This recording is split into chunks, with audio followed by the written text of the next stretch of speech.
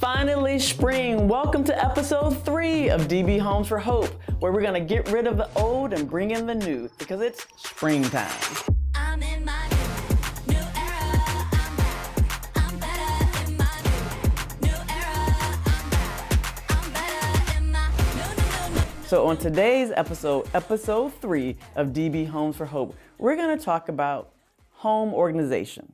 I know, sounds boring, but there's big impact with getting rid of the old and bringing in the new. So we'll start off with the biblical concept. So in Isaiah 43:19, behold, I will do a new thing. Now it shall spring forth, shall you not know?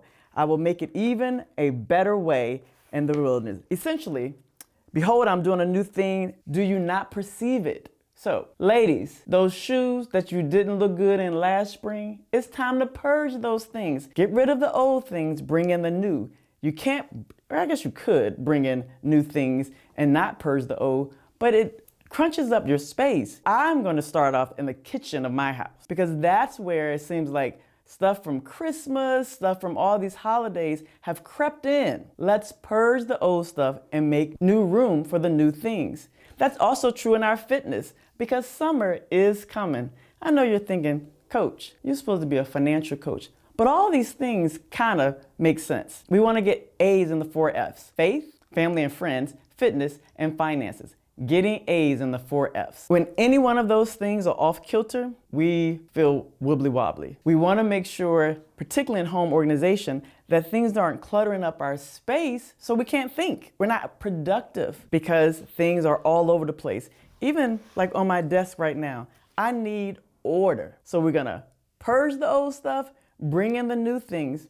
That doesn't mean I want you to bust your budget. Let's actually make some money off some of our old things. I have this huge casserole. I haven't used it in 6 months. And in my house, if I haven't used something in 6 months or a year, it's out of here. But I plan to put it on Facebook Marketplace or next door because somebody wants it. They could use the roaster and I can use the extra cash because I'm going on spring break soon. So again, we're getting rid of the old, bringing in the new. What are some things that you can do easily, simply to add $100 into your bank account in just the month of April by getting rid of the old and bringing in the new? I'll give you some ideas. People like sneakers. Even, yes, in the springtime, people like sneakers. Sell your old sneakers that are gently used and put money in your pocket. Use that money to pay down some of your debt, only if you have that $1,000 of emergency savings. So either way, whether you're building up your savings or paying down your debt, that additional cash by getting rid of the old, bringing in the new, will help with those goals. What are some other things you can do? Well, we probably haven't used that gym membership. We signed up in January, but now it's spring. You don't even have to wear a big jacket. Go out for a walk. Create new habits, just tweaking some of the old things that you're already doing. If something is within a mile of your house, or let's say a quarter mile for those who don't really like to exercise, just go for a walk. You're reducing your gas, building up your fitness, and it's a win-win. So there's money in your pocketbook to increase the savings and bring down the debt. Simple, small changes as we get rid of the old and bring in the new for spring. Springtime is a great season for new habits. I don't want you to make this difficult. Just go from room to room. I'm starting in the kitchen. I challenge you to do the same thing. But maybe if you don't want to start in the kitchen, you can start in your bedroom, where you sleep, where all of your things are, particularly if you have more than one closet.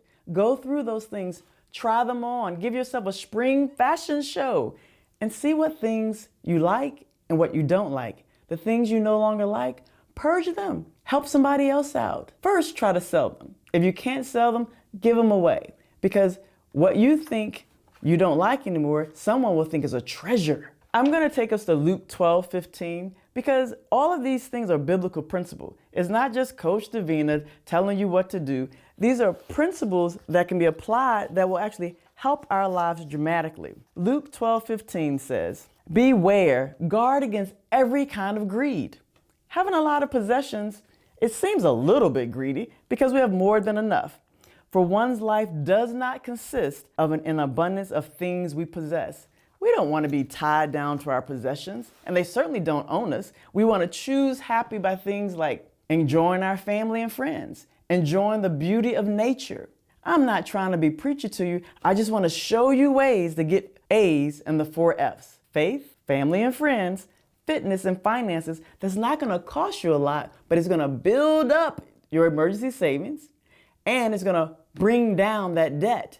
So by the time we get to summer and the start of the new year, we are zooming with our finances, because ultimately with DB Homes for Hope, we want to help people increase their credit score to 650 and above, reduce your debt to income ratio to 43% and below. Less is definitely better.